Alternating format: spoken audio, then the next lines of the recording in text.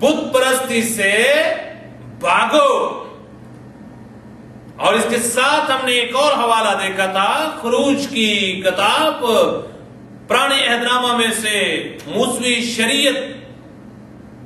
کے حصہ میں سے خروج کی کتاب، اس کا 20 باب، اس کی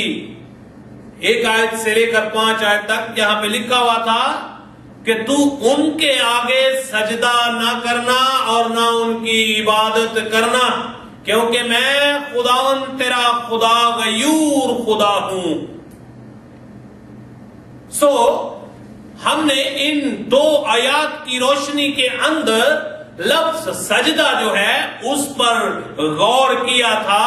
جیسا میں نے پہلے بیان کیا کہ پچھلی ویڈیو میں، اور کہ جو سجدہ ہے یہ ایک رسم اور ایک رسم و رواج نہیں، بلکہ سجدے کے عمل کے اندر گواہی کا عمل پایا جاتا ہے، ایمان کا اظہار پایا جاتا ہے۔ سجدہ کرنے والا عبادت میں سجدہ کرنے والے کے ساتھ اپنے رشتے کا، اپنے تعلق کا اظہار کرتا ہے، اس کا تعلق اس کے ساتھ سامنے آتا ہے اور اس کو پیش کرتا ہے۔ یہ ساری باتیں ہم نے کلام مقدس کی روشنی میں دیکھی تھی۔ اب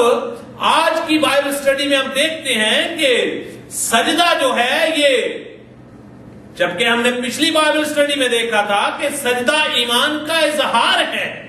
سجدہ جو ہے یہ ایمان کا اظہار ہے، جیسا کہ ہم کلام مقدس کی روشنی میں دیکھتے ہیں کہ یہ واقعہ آپ کو پہلا سیموئیل اس کے پہلے باب میں ملے گا، جہاں کہ ہنا ایک بیوہ ہنا جو تھی بے اولاد عورت تھی، جبکہ اس کو اولاد نرینہ جب خدا نے عطا کی تو آپ پہلے باب کی 28 آیت کو پڑھ کر دیکھ سکتے ہیں کہ وہاں پر اس نے خدا کے ساتھ جو کمٹ کیا تھا اس کو پورا کرنے کے لیے اپنے بیٹے کو ہیکل میں لے کر آتی ہے، اور وہاں پر اس کو خدا کی جب نظر کرتی ہے اور اس کے بعد وہ خدا کے آگے جھک کر اسے سجدہ کرتی ہے، یعنی کہ اپنے ایمان کا اقرار جو ہے وہ کرتی ہے اور اپنی کمٹمنٹ جو ہے وہ پوری کرتی ہے، اور اس کے بعد وہ اپنے بیٹے کو خدا کی نظر کر کے چلی جاتی ہے۔ اسی طرح ہم اس کے بعد آگے دیکھتے ہیں کہ جب داؤد نبی جو تھا، جو قوم اسرائیل کا عظیم بادشاہ ہوا ہے اور جو کہ خداوند کا چنا ہوا ایک پیغمبر تھا، مرد خدا تھا، کاہن تھا، بادشاہ تھا، جب اس نے اپنے بیٹے کے لیے خدا سے برکت مانگی، یہ آپ کو تواریخ کی کتاب کے اندر 29 باب کے اندر اس کی 20 آیت کے اندر یہ واقعہ آپ کو ملے گا۔ تب خدا کے بندہ نے اپنے بیٹے کے لیے جب خدا سے دعا کی اور دعا کرنے کے بعد اس کے لیے برکت خدا سے مانگی، تو اس کے بعد اس نے اور اس ساری جماعت نے اپنے ایمان کا اقرار جو ہے وہ سجدہ کر کے کیا،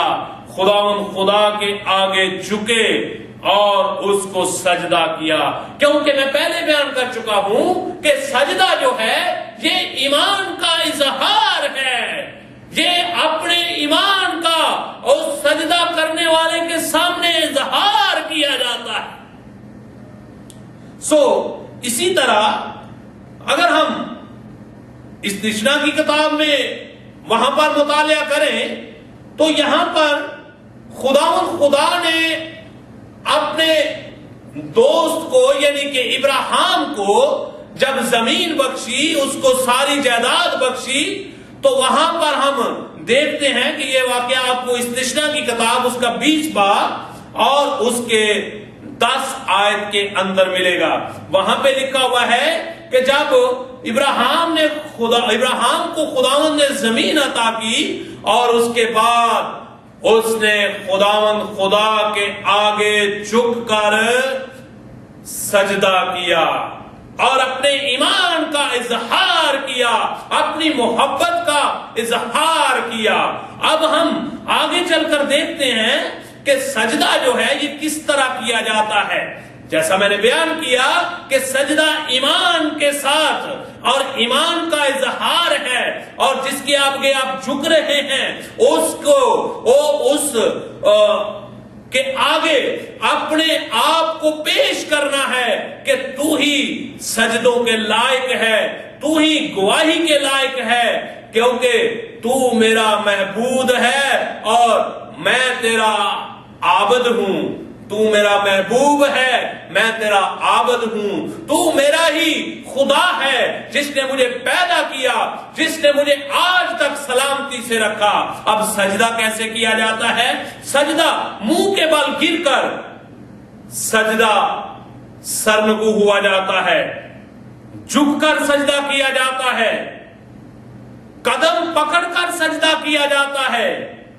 صلیب کو چوم کر سجدہ کیا جاتا ہے, ماتھا ٹیک کر سجدہ کیا جاتا ہے. اب ہم آگے چل کر دیکھتے ہیں کہ جب ہم مطالعہ کرتے ہیں پرانے عہد نامہ میں سے دوسرا سلاطین اس کا 2 باب اور اس کی 15 آیت کے اندر, تو جب ایلیا نبی کے پاس کچھ بادشاہ نے دستے بھیجے کہ جاؤ اس کو بلا کر لایا جائے. یہ واقعہ آپ کو دوسرا سلاطین اس کا 2 باب اور اس کی 15 آیت کے اندر ملے گا. آپ اس کو بعد میں گھر میں جا کر پڑھ سکتے ہیں. وہاں پر لکھا ہوا ہے کہ ایلیا جب آسمان پر اٹھا لیا گیا تو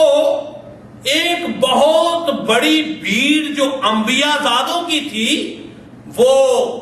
آئی, اور جب انہوں نے الیشا کو دیکھا تو سب نے کہا کہ دیکھو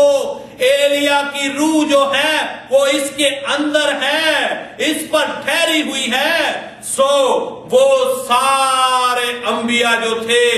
نکلے اور اس کے استقبال کو آئے, اور ان سب نے زمین پر آگے جھک کر اسے سجدہ کیا, کیونکہ خداوند کا روح اس کے اوپر ٹھہرا ہوا تھا. جیسا میں نے بیان کیا کہ ایمان کا انہوں نے اظہار کیا کہ خدا کا روح ہے جس کو سجدہ کرنا واجب ہے. اب ہم آگے چل کر دیکھتے ہیں